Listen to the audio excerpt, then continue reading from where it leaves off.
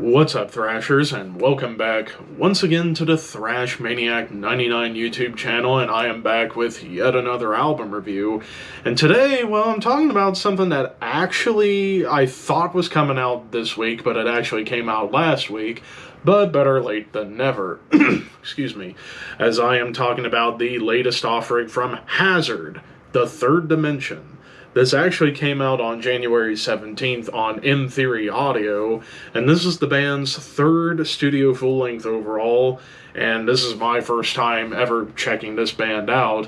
And this is a Canadian thrash metal band, and of course I'm always on the lookout for new thrash metal bands, or just wanting to listen to thrash in general when I'm down for it. And I figured I'd give this band a try, considering I saw some of the bands they were compared to, and I think, for the most part, pretty accurate, I would say.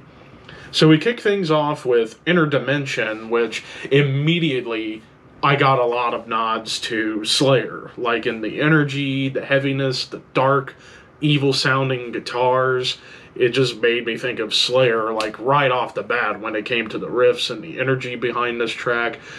And also the harmonies on here sound really evil and sinister, just like you would hear on, like, Slayer or even recent Testament albums.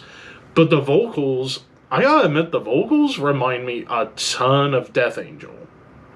Like, Mark Osegueda's vocals kind of shine through top to bottom on this album, which I thought was really, really cool. Considering Mark's vocals definitely have a more big shrill to them, but they work so well with thrash metal because it just adds that like over-the-top nature to it. And then we get into Scars, which this is where pretty much the album kicks into high gear when it comes down to harmonies on the guitars. Like, almost every song on this album has some kind of guitar harmony, although this, as well as Unto Ashes and Deathbringer, all three in a row start off with some really cool guitar harmonies, where in this case, on Scars, it was a little bit more along the lines of Testament. Excuse me. And then into the track Unto Ashes, we still get more Testament harmonies, but then the riffs that follow definitely get a little more towards Exodus, like a little bit of that like psychotic riffing that you would hear Gary Holt and Lee Altus do, and it's just maniacal. Like, the song itself has a maniacal nature, and even with how it's put together, it's the second longest track of the album at over 6 minutes, so they obviously got to try and do a lot of different things. Like, there's some more gallops that kind of get closer to like classic heavy metal or speed metal. There's even a couple of breakdowns on the track, even a melodic break within the song, and multiple lead sections. Like, both are like melodic shreds, which leads me to talking about the lead work. The lead work, for the most part on this album, it definitely gets a little more experimental as it goes on. Like, at the beginning, it was kind of all about like the classic thrash metal shred, but then they start adding more melodic character to the leads as the album goes on, even a couple of big Slayer dive bombs to kind of add to the chaos. Now, Deathbringer, this is one of the big standouts on here, because this was probably the least thrashy song on the album. If anything, this felt more like a more like sleazier Iron Maiden song, because you get Iron Maiden harmonies all throughout. It's a galloping rhythm, though you do get some thrashy moments towards the end, but for the most part, it's a very melodic track, and it definitely has a lot of like Nawabum-esque moments to it. Then we get into the middle track, TTT. No, not that game mode that I love so much on Gary's mod, I wish. But this was the big interlude. It was like 90 seconds.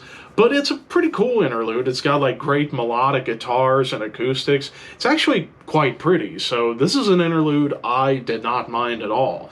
And it kind of acted as like a bit of a break from the first half to the second half of the album, in which we get into Pages. I think that's how it's pronounced, where this song gets a little bit sleazier, kind of like Hell Ripper.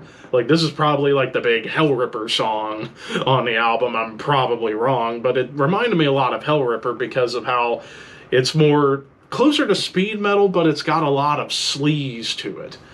And then we get into Thrash Till Death, and the spelling of death at the end with D-E-T-H, very appropriate because this song definitely reminded me a lot of Megadeth, and I absolutely love Megadeth.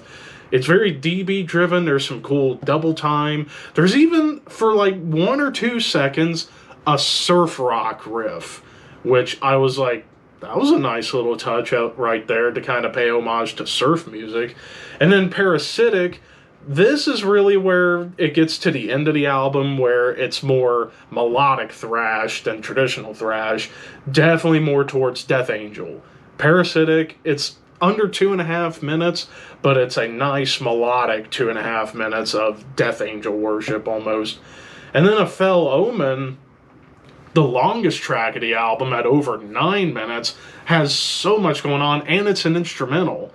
And it's a phenomenal instrumental. It starts off with some great acoustic guitars, then you get a soaring lead on top of like a doom riff, but it still gets back into like Death Angel territory with like more melodic thrash, harmonized sweeps, solos, clean guitars. Even the mood calms down a little bit to kind of act as like a bit of a breather from where we were on one part to the next.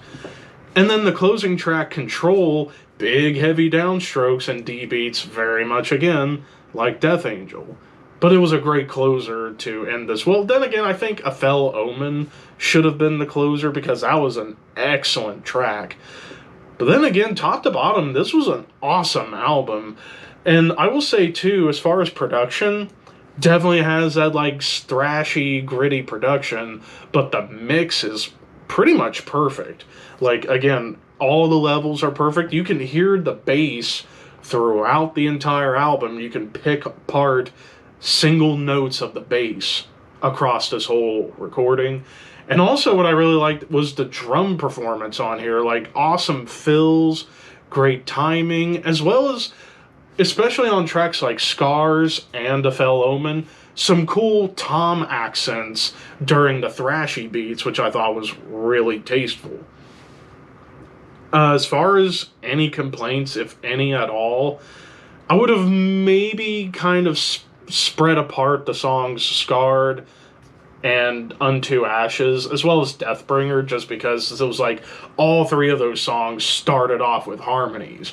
I think if you would have put Pages in between Scars and Unto Ashes, and Thrash Till Death in between Unto Ashes and Deathbringer, I think it would have made this album flow a little bit better. So that way you didn't have like 3 straight songs of like harmonies opening, harmonies opening, harmonies opening. So overall, I'm going to give this 4.5 out of 5. This is a killer thrash album, and definitely from a new band that might help to kind of get everything back on track when it comes to modern thrash bands, because believe me, thrash needs all the help it can get as far as like new bands. But thankfully, Hazzerd seems to be one of those that wants to stay ahead of the pack. But of course, those are just my opinions. What did you guys think? Let me know in the comments below. Don't forget to like, comment, share, subscribe, all that fun stuff. Thank you for watching. Keep your horns high and your dreams wet.